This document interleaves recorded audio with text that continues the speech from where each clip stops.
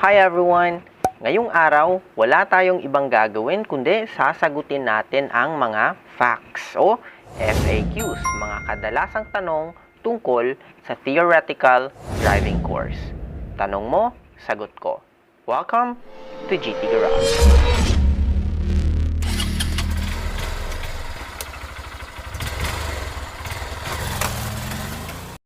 Ngayon, kung gusto mong kumuha ng student's permit, isa sa main requirement dito ay ang TDC o Theoretical Driving Course. Ito ay naaayon sa LTO memo na 2020-2134. Kung gusto mong malaman ang detalye kung paano ang paraan ng pagkuha ng student's permit, tignan ang aking video na ito. So, balik na tayo sa ating topic for this video. Ngayong araw, meron akong naihandang 25 questions tungkol sa theoretical driving course. Ang mga questions na to ay siguradong makakatulong sa inyo upang mas malinawan kayo kung ano ba talaga ang TDC. Magsimula na tayo. Question number 1. Ano nga ba ang TDC? Well, from the name itself po na theoretical driving course, ito ay isang kurso. Kayo po ay mag-aaral ulit. Mag-aaral ng ano? Well, marami pong scope ang theoretical driving course, pero kasama dito ang mga driving techniques, safety driving, driving rules and regulations, at iba pang related sa pagmamaneho. Question number 2. Bakit nga ba merong TDC? Well, ganito kasi yan. Yung bagong motto ng LTO is parang ganito. To gain more knowledge before hitting the road. O matuto muna bago magmaneho. Which is, agree naman ako. Kahit na gagastos kayo ng hindi lang maliit, kundi medyo malaki-laki na rin. Pero, I think effective way na rin siya to make sure na ang ating mga next generation drivers ay magiging mas disiplinado na, hopefully. Question number 3. Sino-sino ba ang mga pwedeng kumuha ng TDC? Well, basically, pagpasok ka sa requirements ng student's permit o kung gusto mong kumuha ng student's permit, ibig sabihin, pwede kang kumuha ng TDC. So, pag ikaw ay 16 years and above, pwede ka na dito. Question number 4. Gaano ba katagal ang pagkuha ng TDC? Well, ang TDC po ay dapat total of 15 hours. Pero, hindi ito pwede na sa isang session lang para masiguro din yung quality learning. So, yung ginagawa is hinahati ito sa 3 araw. So, ibig sabihin, 15 hours divided by 3, tig 5 oras kada araw. Question number 5. Ano nga ba ang ginagawa sa isang theoretical driving course? Well, medyo marami-rami din.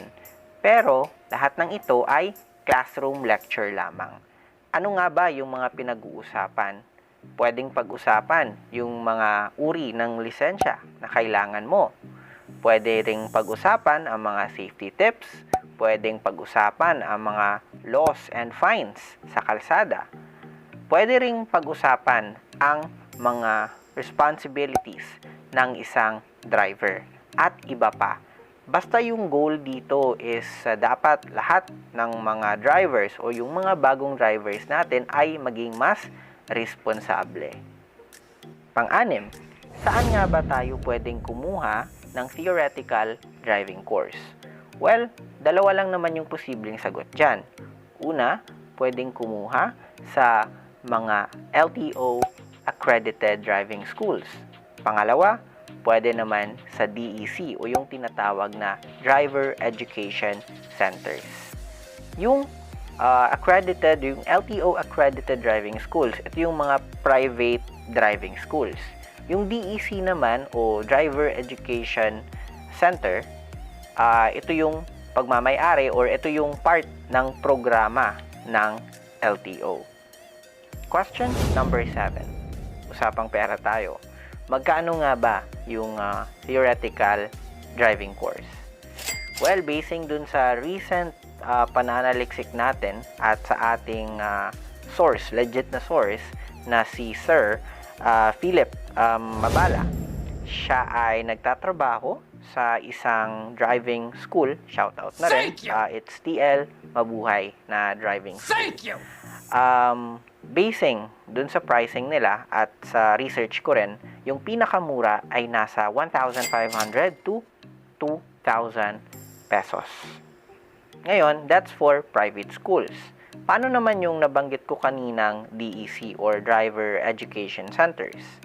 Well, sino gusto yung libre? You serious? I think medyo marami. Yes. Kasi yung DEC, libre lang. Oh my God! Wow! As in, kasi ito ay isang programa ng LTO. Kaso nga lang, negative side, hindi pa siya available sa lahat ng LTO offices. Sa pagkakaalam ko, yung mga offices na merong DEC na at saka nag-offer ng TDC na libre ay yung mga offices, let's say sa San Fernando, Pampanga, Pasay, at saka sa Las Piñas. Yun lang yung alam ko. Question number 8.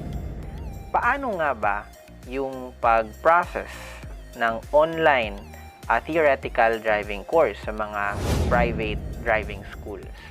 Actually, gusto ko sanang i-share yung process dito na detail. Kaso lang, last January 6, January, ano tayo ngayon? 17? Last January 6, I think, naglabas ng order si LTO na stop muna, na itigil yung LTO online TDC o PDC. I think yung main reason nila is yung quality ng pagtuturo at masiguro na rin na walang fixers na mangyayari. So, ngayon, lahat ng TDC o PDC po ay gagawin na sa driving school. Ibig sabihin, face-to-face lectures. Yeah, so question number 9, saan po ginagawa yung TDC or Theoretical Driving Course? I think nasagot ko na. Ito po ay ginagawa sa driving school, sa center nila. Okay? Pang-10 katanungan.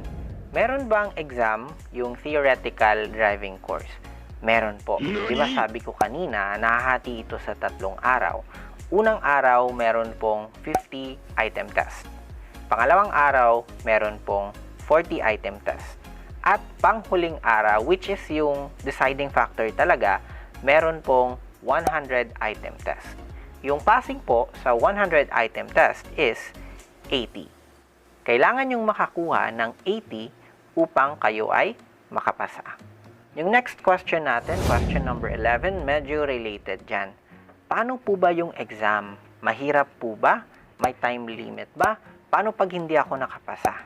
Okay, so medyo marami yung tanong na yon.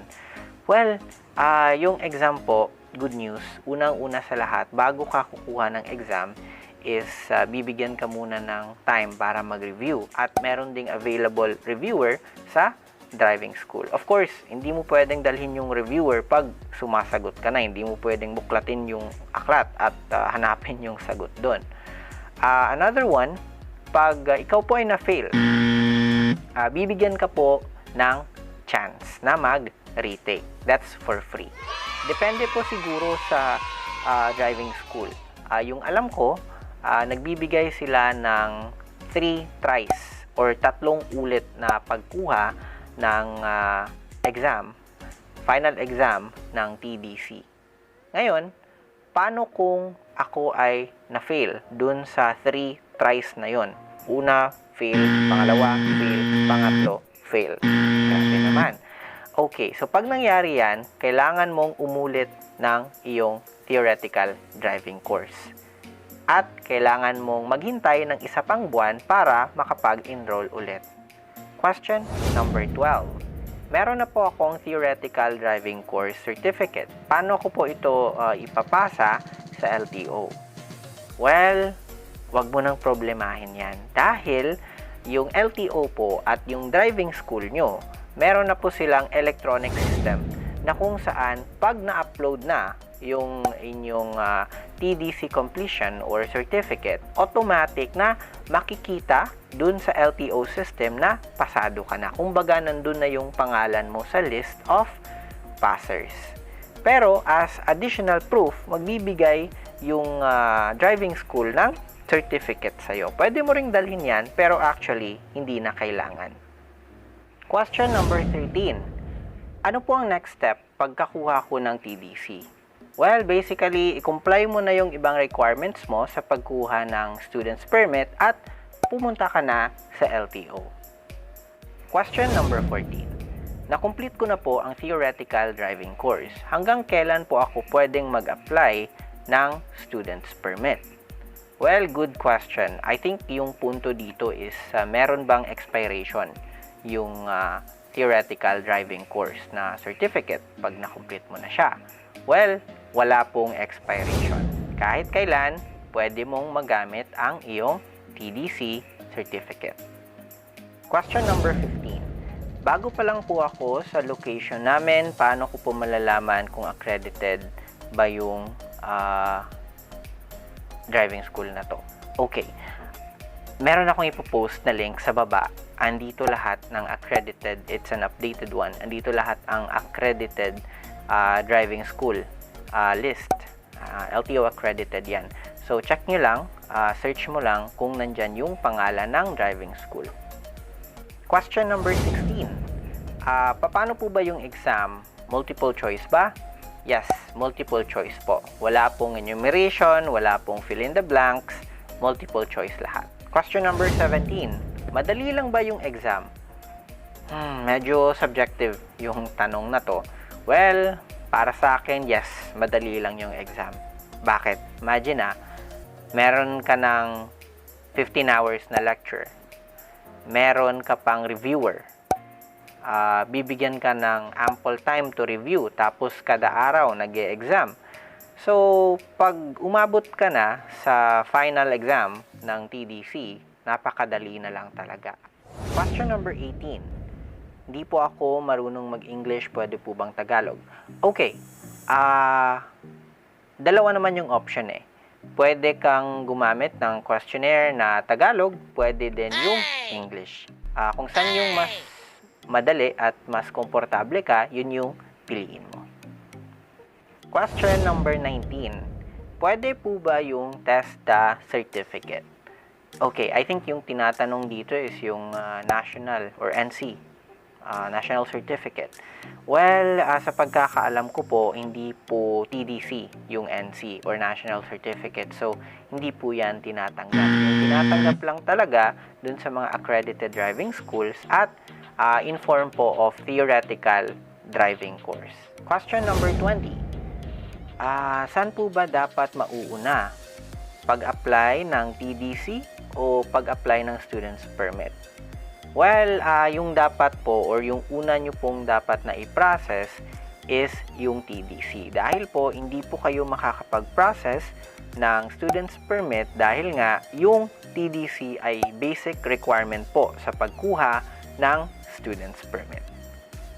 Question number 21. Meron po bang actual driving? Okay. Wala pong actual driving. Yung actual driving po, nangyayari po yan sa pag-apply ng non-professional. Yan po yung tinatawag nating PDC or Practical Driving Course. Ito po ay Theoretical Driving Course or TDC, kaya wala pong actual driving. Question number 22. Ano po ba yung tinatawag na Filipino Driver's Manual?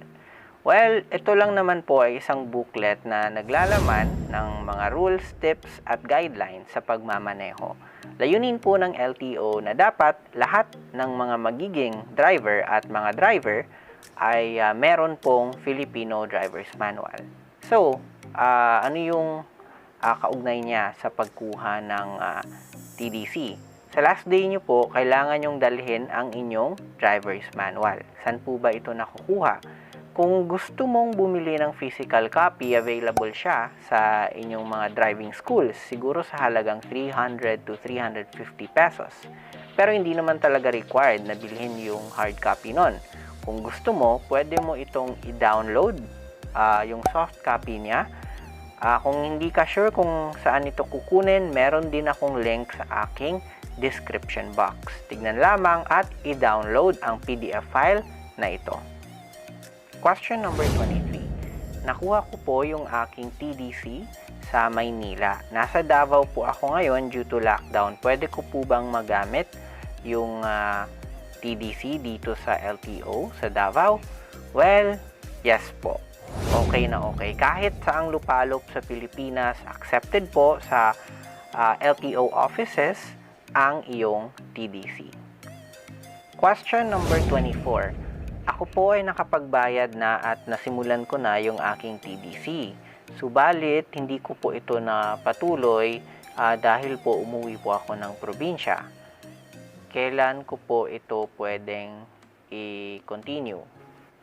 So, pag ganun po yung nangyari, let's say day 1 lang yung day 1 ka lang nakapag-attend. So, meron pa po kayong 2 years. Okay? You still have 2 years to complete your started theoretical driving course. Ayan. So, we are now down to our last question. Question number 25. Honestly, ako din yung gumawa ng tanong na to. Ano po ba yung magiging advice nyo sa mga kukuha ng theoretical driving course? Well, hindi naman marami. Simple lang. Hindi naman kasi mahirap yung pagkuha ng theoretical driving course. Madali lang siya, masaya, at saka matututo kayo ng maraming bagay. Alam ko mabigat sa bulsa, pero sulit na sulit talaga. Ayan, so natapos din natin yung 25 questions or 25 tanungan serye dito sa GT Garage. Pero hindi po ako talaga sigurado na na-cover ko po yung lahat ng mga tanong nyo tungkol sa TDC or let's say sa student's permit. So, if meron po kayong mga katanungan, please comment down below po. Also, wag nyo na rin pong kalimutang mag-subscribe, i-like ang video na to at hit na rin ang notification bell para lagi kayong updated sa mga bagong videos ko. Again po, maraming salamat sa panonood. This is Greg from GT Garage again na laging nagsasabi, ride free and ride safe. Peace!